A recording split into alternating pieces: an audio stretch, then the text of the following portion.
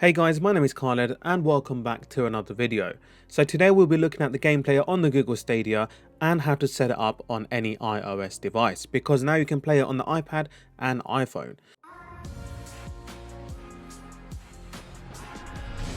Okay, so let's start off with a bit of a background story. I got the Stadia around 6 months ago. Now, I am a casual gamer, so I don't play every time. Back in the days when I was in my teenage years, I used to play it every single day after school. Call of Duty, Gears of War, FIFA, you name it. Used to have a party of like 4 or 5 people and have the time of our lives. But now, unfortunately, because you grow older, you got bills and stuff to do, work, yeah, you can't live that lifestyle anymore. Initially, I was a bit skeptical when I first bought the Google Stadia because I remember purchasing on live. I think it came out in 2009. I bought it in 2011 or 12-ish.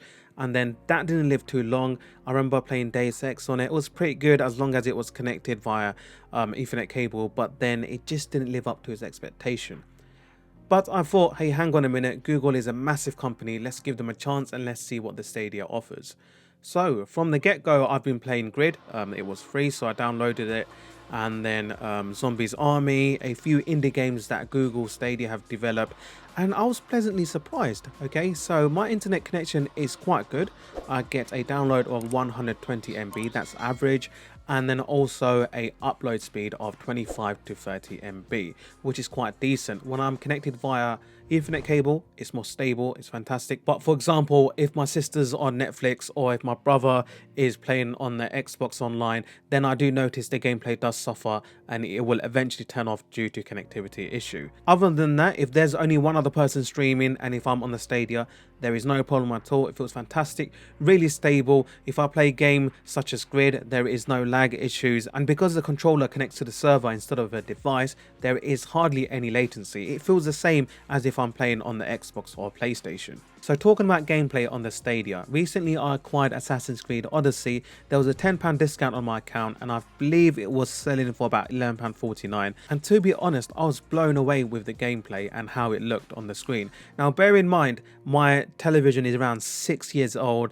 It's a Samsung 48-inch, it has no HDR, no 4K, and it only outputs at 1080p at 60 frames per second. Okay, you will see the details in a moment where HDR is not enabled because it's not compatible along with 4K content, but it's enabled at 1080p. I can lower the resolution as well to 720, which should smooth the gameplay, but my internet connection is fine. It will run it without any issues at all, and it just looks very nice. You can't really tell if you're playing on a game streaming platform or if you're playing it natively on your Xbox or PlayStation.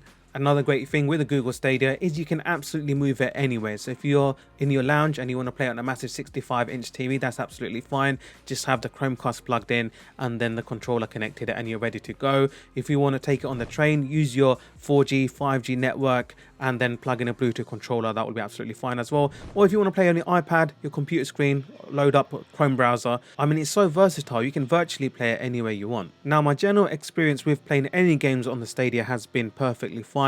As long as there's not many people on the network and not many people are streaming, then there is no issues with lag or latency problem.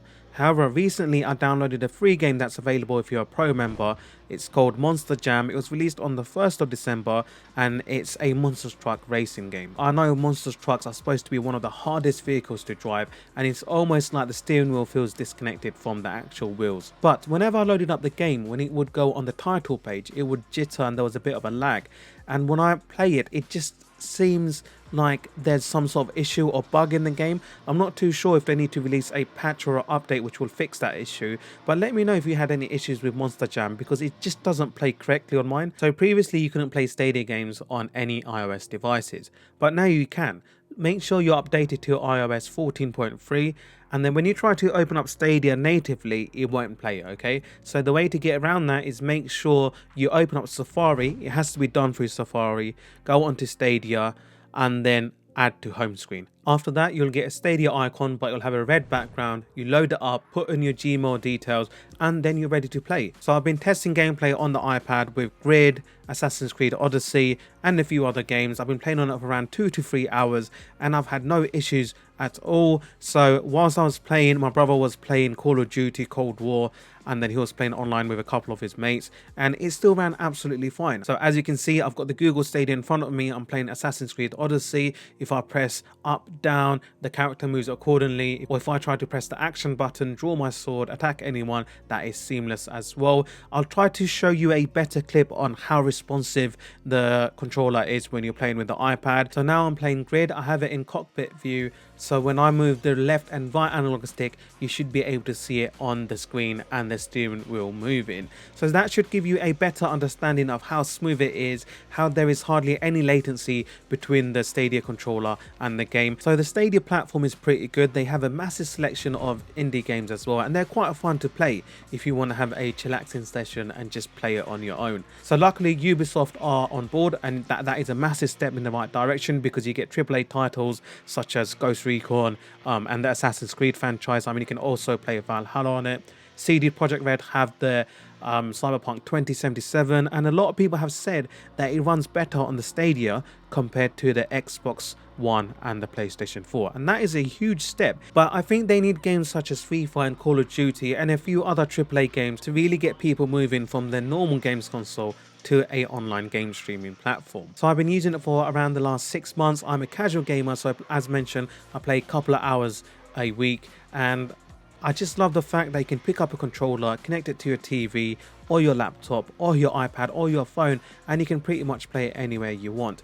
Bear in mind, if you do use it on mobile data, then it does eat up quite a lot of data on your phone. So if you have like a 10 GB plan or 5 GB plan, make sure you keep a cap on it, okay? Apart from that, it's a fantastic piece of kit. It plays very smoothly. I haven't unfortunately played it on any 4K or HDR enabled TVs because I don't have it available at my home, but hopefully that's something I can work on and provide you with some content in the near future. So that was a quick gameplay video on the Google Stadia and how to set it up on iOS devices. So I hope you enjoy the content. If you want more, hit the subscribe button, and as always, stay safe. I'll see you in the next one. Peace.